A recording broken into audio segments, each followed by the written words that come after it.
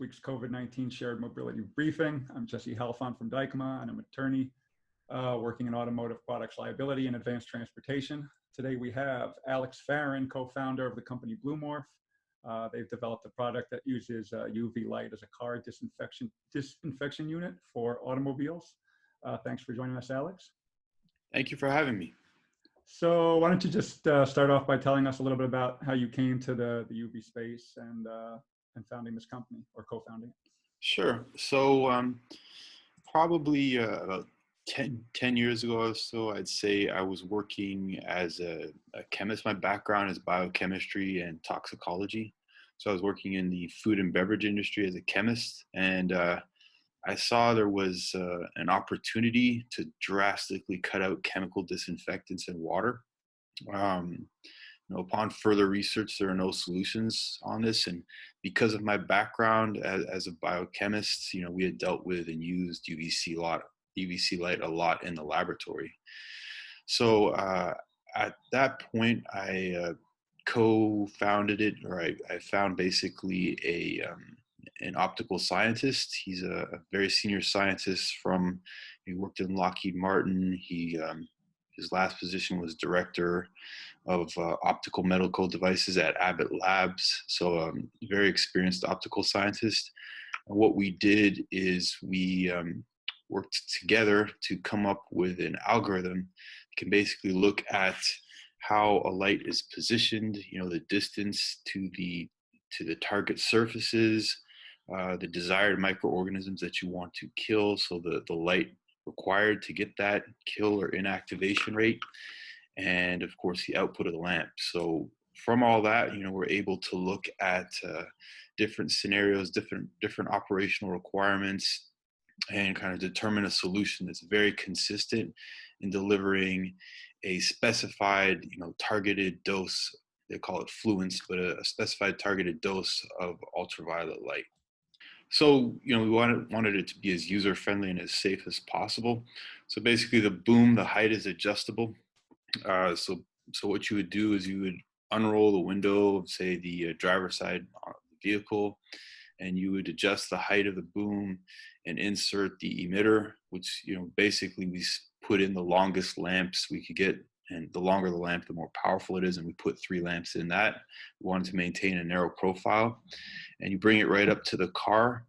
It's got a plexiglass sheet around it, basically, that sits right next to the car. There's padding so your paint doesn't get scratched, but that's it. You put it in the car, turn it on. It's got an automatic timer. It knows. We already did the calculations on the furthest distances that you could see in a car cabin. So we know that within those distances, we'll reach all of our minimum target UV doses. And what this does is it gives either a 99.99% reduction in bacteria and viruses, anything pathogenic. And then, so have you done any testing, or are you aware of any testing of UV light or this unit on the coronavirus or other similar viruses? In particular, or if you can expand on your confidence in killing other viruses or bacteria. I'm interested in the fact that even if we get some sort of solution or vaccine, we know we're in the era of super viruses, super bacteria. Do you think this is kind of a general solution as well? Yes, absolutely. In fact, we are one of the few people, from what I can see, that have done actual third-party testing on human coronavirus. We sent one of our light emitters, basically the structure you see on top of the car sanitizer. We sent that to a BSL-3 lab up in Minnesota, and we did controlled experiments, and we tested it on a few different surfaces at specified different distances. And again, these distances are representative of what we typically see as the maximum distance in a car cabin. So using that, we tested it on things that are hard and non-porous, such as stainless steel. We also tested it on fabric. So in both cases, we got great results. For the stainless steel, we achieved a 99.99% reduction in only 6 minutes, or it was actually brought down to below detectable limits. And as for fabric, again, we brought it down to below detectable limits. So we're very confident that it will work on human coronavirus because, like I said, that's what we tested on. Human coronavirus actually is not the most robust virus out there. It's a lipid membrane virus. That being said, there's a ton of research and studies that actually, there are whole tables that show, hepatitis, adenovirus, rhinovirus, influenza, and the corresponding UVC levels required for those. And certainly our minimum target dose of 38,000 yields a 99.99% reduction in those particular viruses. The other thing we're killing in there, of course, is bacteria. Again, that those all fall within the minimum dose that we seek to achieve. Right. I imagine, yeah, you get a residual benefit just like we all do from washing our hands more or keeping distancing. We're protecting ourselves from other viruses. Yeah. So I know that there are other products like handheld wands, things like that.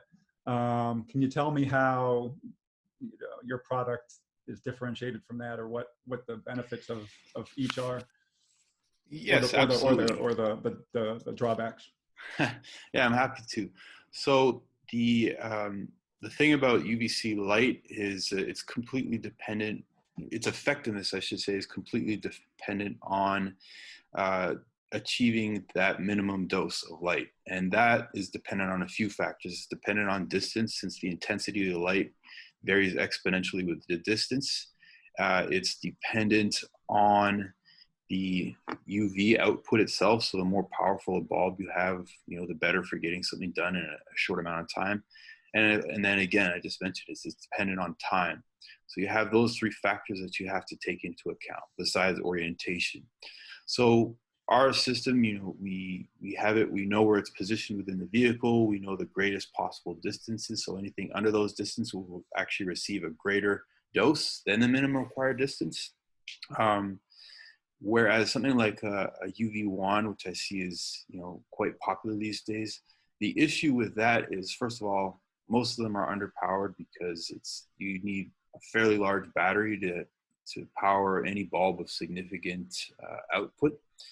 And the second issue is there's no consistency. So we again base it on distance, time, but if you're waving a wand throughout a car cabin, do you really know how long you held it over one surface versus another? Will you be consistent from car to car? Will you be consistent in the distance and the timing? So, I would venture to say it would be very difficult for a human operator to evenly go over all of the surfaces for a given amount of time, hold it over the steering wheel for 30 seconds in one position. And as I said, the bulbs aren't very powerful. So I am not overall a proponent of the wand systems because it's very difficult to know that you've actually achieved your dose. Whereas with our system, we know that we are hitting our minimum dose every single time. I assume that the plexiglass has some sort of functional effect. Could you just let me know, obviously the user would be protected by the plexiglass, assuming it's safety, but I don't know if can people be around the vehicle while it's working? Does it need to be used indoors, outdoors? Because in America, you mentioned one safety organization. In America, we don't have really any protocols from the federal government, which we typically do for UV light. There's some things on laser hazards through OSHA, but right. You're really left up to these safety organizations and obviously the product developers to kind of do the safety. So I don't know if there's a manual or best practices, goggles people need to use. Can you just tell me about the particular product and also what people would need to be aware of to tell their coworkers or things like that? Absolutely. So UVC light is pretty interesting in the fact that the lamps themselves are not even made out of glass. They're made out of quartz because glass actually blocks 100% of the light.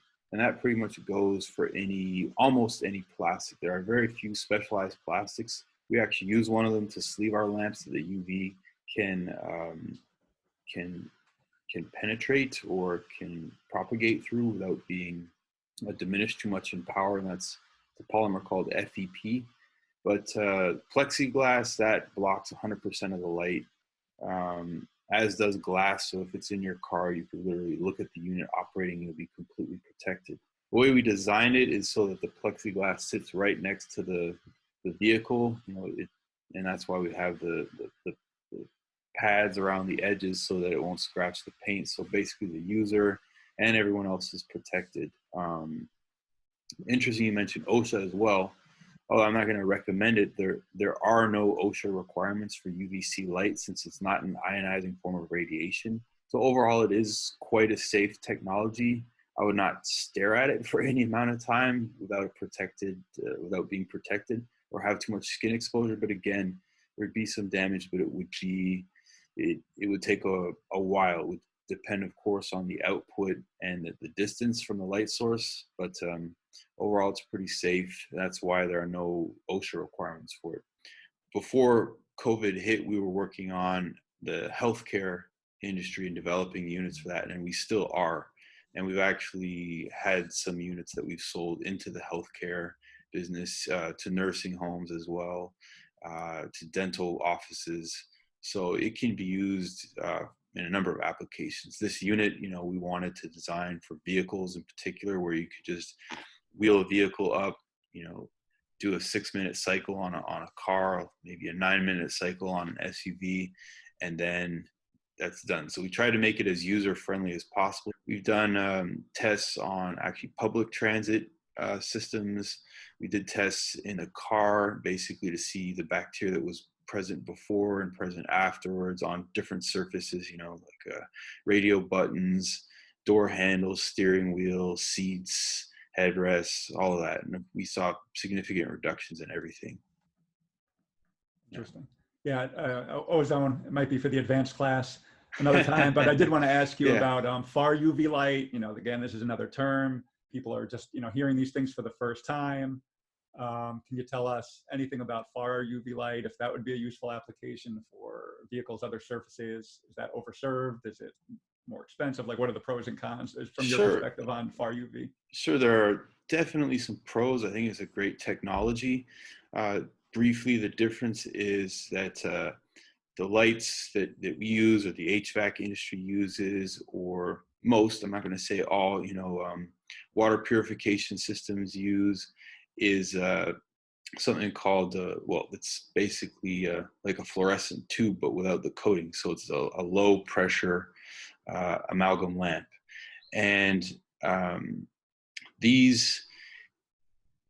difference between that technology and the far UVC is that the current, or not the current, but the low pressure lamps emit wavelengths around 254 nanometers, or at least that's the main germicidal wavelength.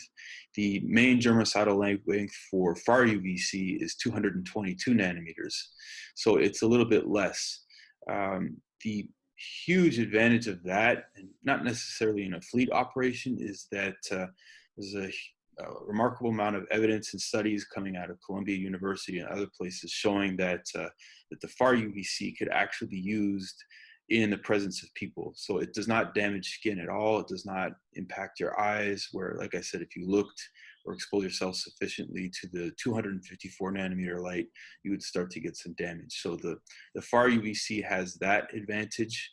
I'm not sure, if that would work or even be necessary in a car fleet where you're trying to sanitize cars, all at the same time. The other disadvantage is cost and power. So it's significantly more expensive, especially for the amount of power you get. You could say, the 300 watt low pressure lamp is probably, maybe $100, whereas a 300 watt far UVC lamp with the power source is close to $2,000 right now.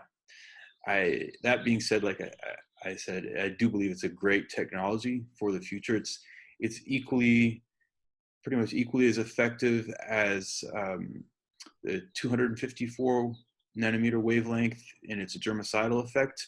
There's some bugs that 254 kills at a slightly lower light dose than 222, and vice versa.